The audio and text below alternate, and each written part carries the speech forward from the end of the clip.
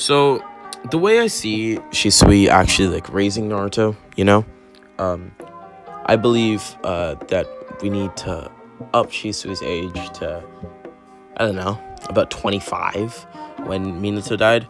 Um, Minato and Shisui are also related to each other, being brothers. Minato is also a full Uchiha, and Minato's parents slash Shisui's parents are both unknown to them.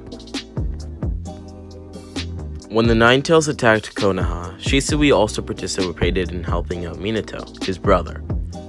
Minato, before dying, would give Shisui the other half of Kurama, with most of the events during the battle against the Nine Tails playing out how they did in the main timeline.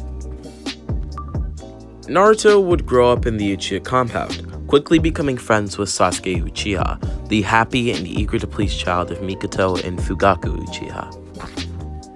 Because Shisui had the Sharingan, he could mitigate the effects of Kurama's chakra, most notably the part where Naruto's chakra is very sporadic and all over the place. Naruto was taught to learn and master the fire style and wind style chakra nature, and was taught by Shisui how to use his Sharingan, in the process progressing it to one tomo. Naruto also regularly trained with Sasuke, learning different fighting styles and becoming stronger in the process. He would even be taught the basics of body flicker by Shisui.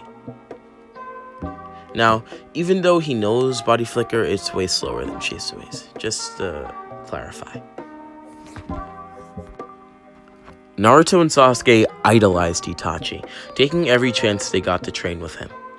And because of the relationship between Shisui and Itachi, Itachi was essentially like an uncle to Naruto. One day, Naruto and Sasuke were training together, but after a while they returned home. When they got back to the Uchiha compound, they were in awe. Everyone they knew was lying on the floor dead. The lights within the Uchiha police force offices were flickering on and off, and a red light shined vibrantly from the blood of Uchiha splattering onto the lights.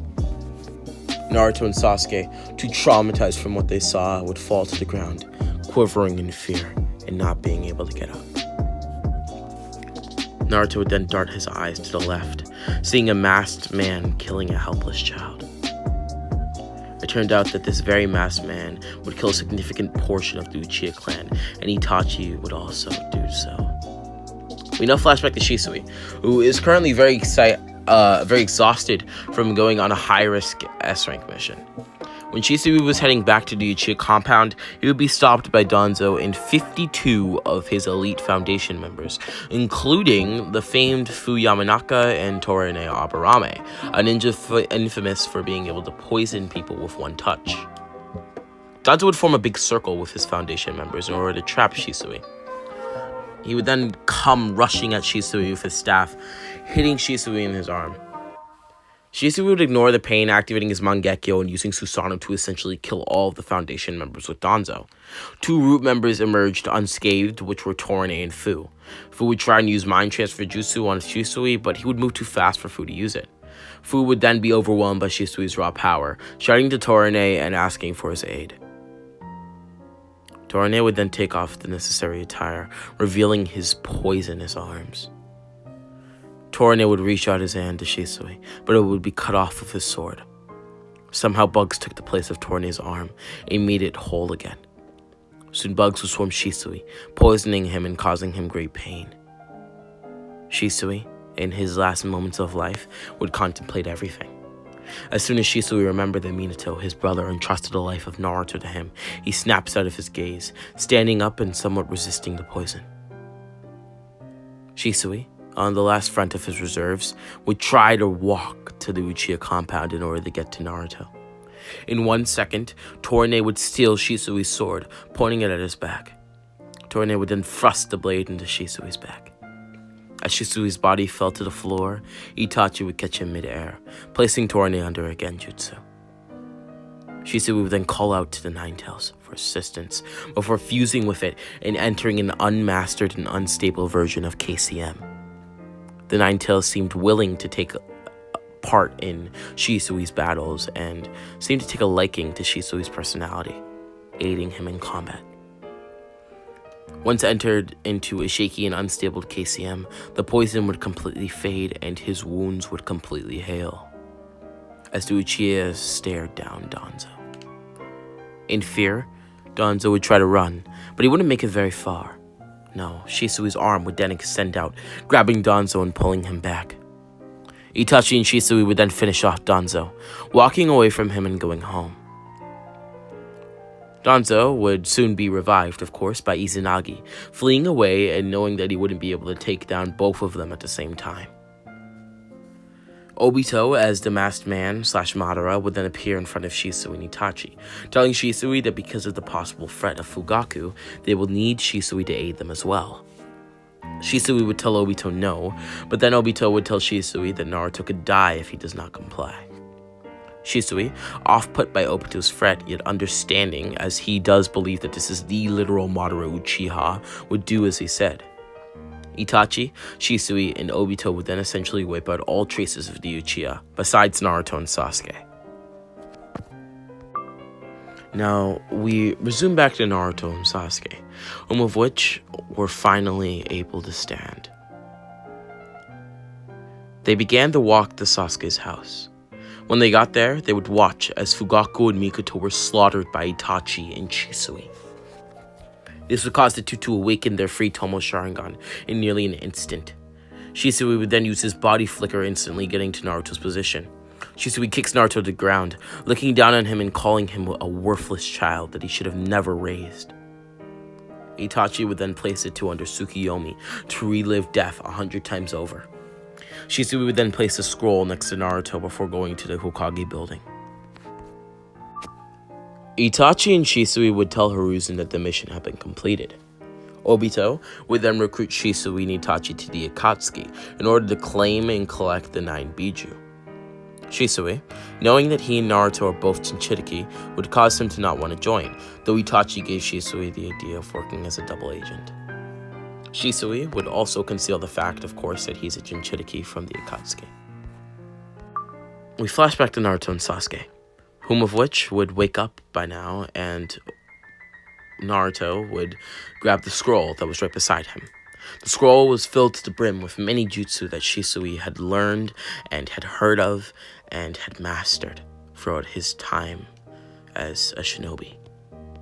Naruto would put the scroll in his pocket, and after that, the two Uchihas would vow to each other that they would do whatever it takes to kill Shisui and Itachi. Soon, Naruto and Sasuke would be placed within an orphanage, as well as go to the Ninja Academy. It was very apparent that Naruto and Sasuke far outclassed all of the other students, and late at night when everyone was sleeping, Naruto often went outside to train. This training went on for hours, and it essentially made Naruto very cranky in the morning. Even though Naruto heavily despises Shisui, his father, he still knows that Shisui is a man of great power and has come to the realization that if he and Sasuke have any hope of defeating him and Itachi, then they will most certainly have to become stronger. So, eventually, Naruto would learn the Uchiha-style Halo Dance, a jutsu of Shisui's, the multi-shadow clone jutsu, the Uchiha-style Fireball jutsu, Shadow Clone Jutsu, of course, and the Wind Chakra nature, as well as more mastery over Body Flicker and the Lightning Chakra nature. The reason as to why Naruto was able to learn the multi-shadow clone jutsu was because Shisui found it on an S-rank mission and put it into this mystery scroll. Now, it did take quite a long time, but Naruto, after learning these jutsus, would teach Sasuke the lightning chakra nature so that he can use lightning jutsu. Sasuke and Naruto were very popular amongst their fellow classmates, being recognized and respected for their strength and power. One day, Naruto would be approached by Mizuki to steal the scroll. Mizuki, thinking that Naruto would blindly agree, would be surprisingly mistaken. Naruto would easily combat and defeat Mizuki, bringing him to Hiruzen. Hiruzen would then jail Mizuki for his act of attempted treason against the village, along with trying to persuade others to do so as well. For doing this, Hiruzen would award Naruto with the ability to learn any jutsu he wants from the Scroll of Sailing. Naruto and Sasuke would quickly prepare a special attack, connecting the Chidori and the Rasengan together and launching it at Kakashi. Kakashi would then launch a fireball at the two to test their skill, but the sheer combination and power of this attack would rip right through the fireball, giving the new jutsu more power. Sasuke and Naruto would then ram the attack into Kakashi, rattling his body and causing tremendous pain to him. Kakashi would be sent flying as Naruto would then use Body Flicker, catching Kakashi mid-air as Sasuke would then punch him in the stomach, causing him to cough up blood. Naruto and Sasuke didn't notice, yet Kakashi stood firm with the bells. Naruto's clones would then put Kakashi into a huge combo before throwing him to the ground and slamming themselves into him. One clone would still be in the air, sending a fireball at Kakashi. When the smoke cleared, Kakashi's burnt body would appear covered in wounds head to toe. And to add to that, Kakashi was nearly knocked out. Although this is a very realistic clone created by Kakashi. Now, Naruto and Sasuke, after nearly knocking out Kakashi's clone, would be able to grab the bells. When Kakashi got up, he would fail Sakura because of her not contributing to anything in the fight. Despite there being loads of interesting, intriguing, cool jutsu on this very large scroll, Naruto would choose the Rasengan.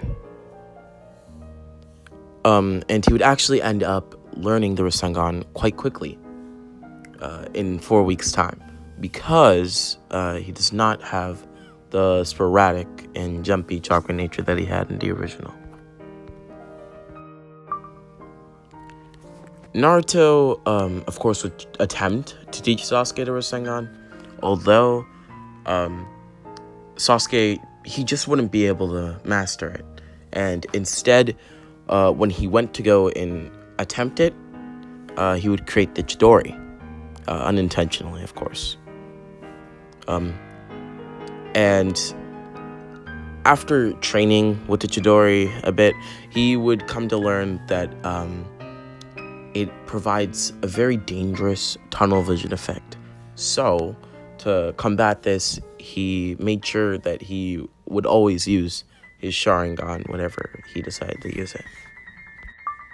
Now it's a day later, and it would be time for the academy graduation.